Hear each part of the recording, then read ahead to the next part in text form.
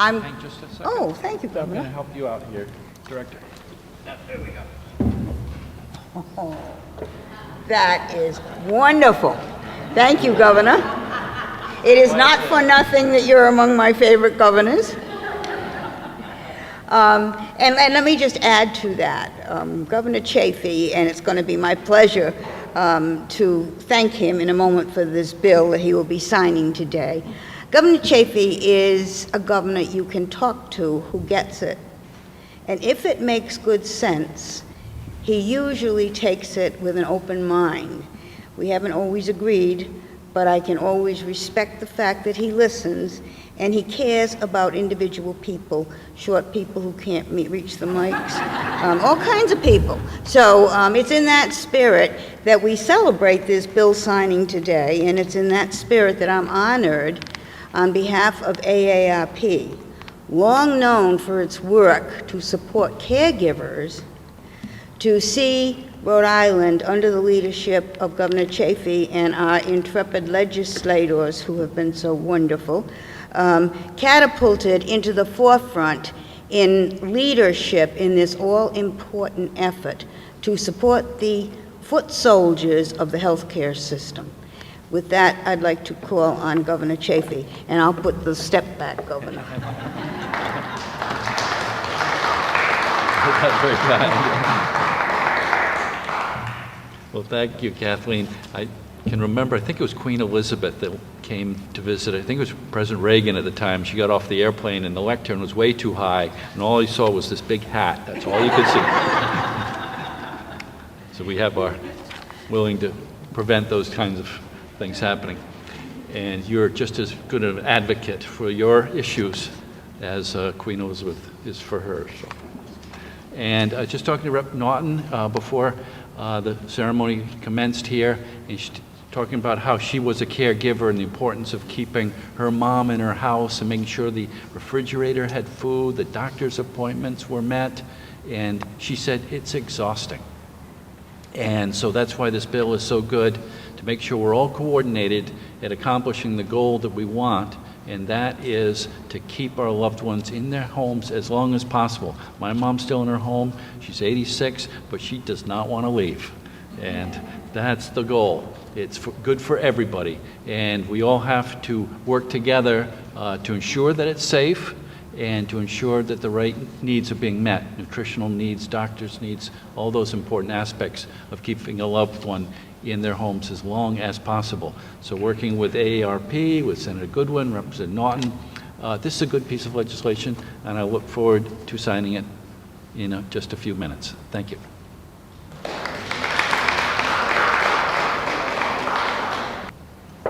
Thank you, Governor. You won't have to work out when you get home tonight. This is a good piece of legislation. So often, the question of whether a piece of legislation passes or not depends upon financial implications. And I know that the people in this room care very much about the personal implications for the people involved, both the caregivers and the people who are the recipients of care. But this was one of the win-wins where we get it both ways. Even so, we marvel sometimes that wonderful bills could possibly not make the distance.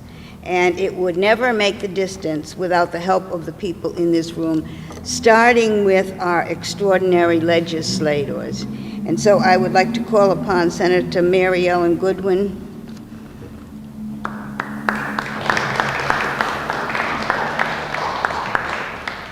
Thank you, Madam Secretary, and thank you, Governor Chafee, and to my colleague, Representative Naughton.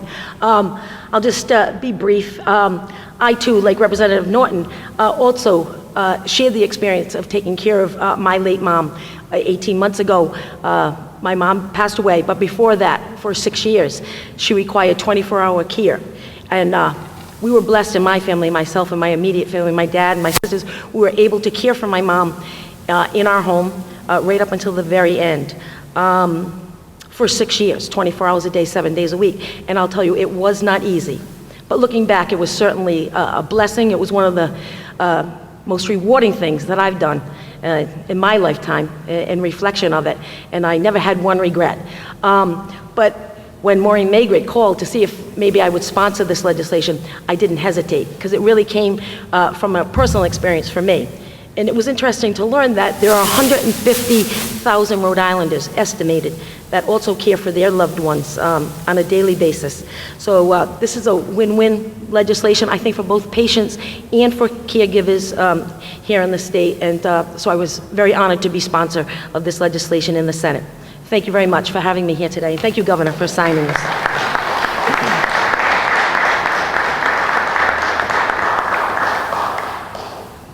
And I was not able to be at the State House when the House heard the testimony on this bill, but Deanna Casey, our intrepid coordinator of the volunteers and the advocacy efforts up here, came back to the office. She said, I don't know how anyone could hear Representative Norton and not vote for this bill. So for all you did, Representative Norton, may I ask you to say a few words?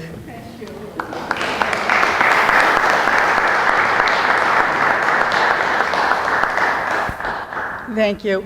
And I believe I was speaking from my heart and my own experiences in sharing my mother and my uncle and aunt's goal of remaining in their homes and being with their family.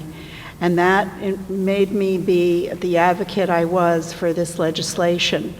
And it wasn't surprising then, when we had our hearing, that the committee members all joined in and had their experiences as well. In fact, many asked to meet with us outside of the committee room. And today you hear the governor shares that same goal that we have. And probably I know for myself, I hope that will be the case, that I will be able to remain with those I love, with mementos that I've had during my life, because it makes the quality of life so important. So I'm very grateful to my colleagues and to the governor for recognizing that silent group of caregivers, that they be brought in and help plan for the caring of their loved one. So thank you for being here, and thank you for helping this become a reality.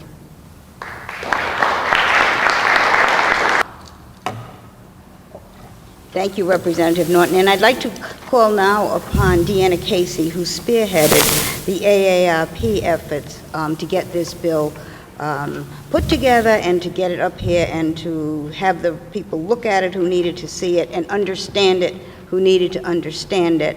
And she did a great job with the help of some extraordinary people. Deanna Casey. I don't believe I need the step, but we've all heard that the family caregiver is definitely the foundation of our nation's long-term system, and as we heard, 150,000 caregivers are in Rhode Island. That's bringing economic value, as the bill states, of over almost $2 billion. Family caregivers provide a range of assistance and often become both the care coordinator and the care provider for our loved ones when they're in a transitional period. As everyone has spoken from a personal perspective, I too, and that's how the bill became very important to me. I remember how alone I felt when I took on the responsibility of caregiver. I took care of my mother for many years, and as her dementia increased, the responsibility became more and more. And I had no training. It wasn't my field, as many of us. We had to learn as we go. But if we have caregiver assessment, as this bill allows, then maybe we'll become more informed, know there's respite services out there, there's education, there's counseling, there's support groups. So the caregiver is not alone any longer.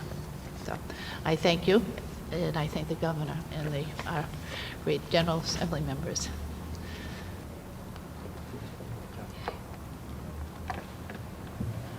Governor, you're not paying attention. We could not possibly wind up this ceremony without recognizing the people who played such a huge part in this.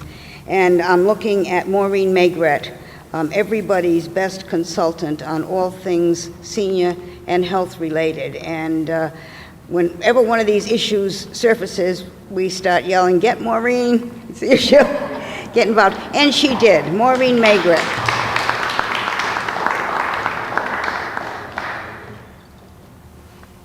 Thank you, Kathleen. It's really a pleasure to be here. And I truly want to thank Representative Eileen Norton and Senator Mary Ellen Goodwin because they came to this legislation from a personal perspective. And so I thank them for not only sponsoring the bill, but for shepherding it through the General Assembly, making sure it got transmitted to the governor, and I thank Governor Chafee for signing it into law. You know, we've heard about the fact that this has been very personal for so many of us. And I must say that this was a piece of legislation that was one of the highest priorities for the Older Women's Policy Group. That's a group of the Senior Agenda Coalition, which is led by Bill Flynn, and I lead that group. And why it was so special to our group is because, as you all know, women in this country traditionally have been the caregivers of the young, the old, and the sick. Now, that's not to say that men don't help out, because they certainly do.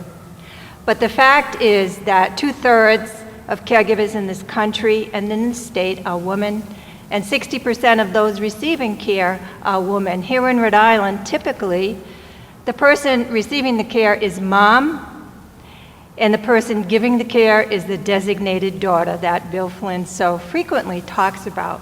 And I have my own personal story caring for a 92-year-old mother with chronic diseases and a number of impairments.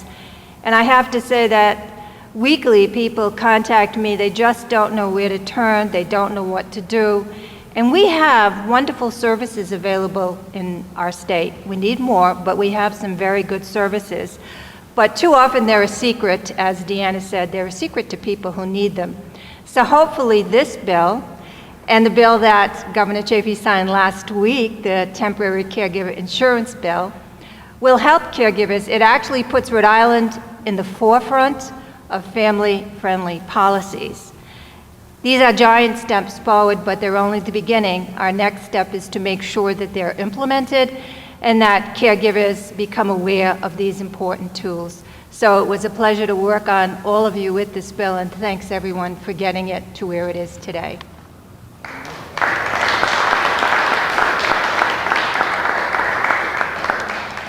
Thank you, Maureen. And I'd just like to recognize the presence of some of the other people who are here and thank them for being here. Bill Flynn of the Senior Agenda, with whom we work so closely, and I trust are accomplishing good things in unison by doing so.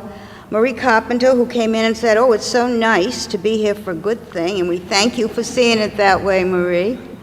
Bob Marshall, whose testimony was so moving at the hearing, and who is here from Prudence Island to witness this signing.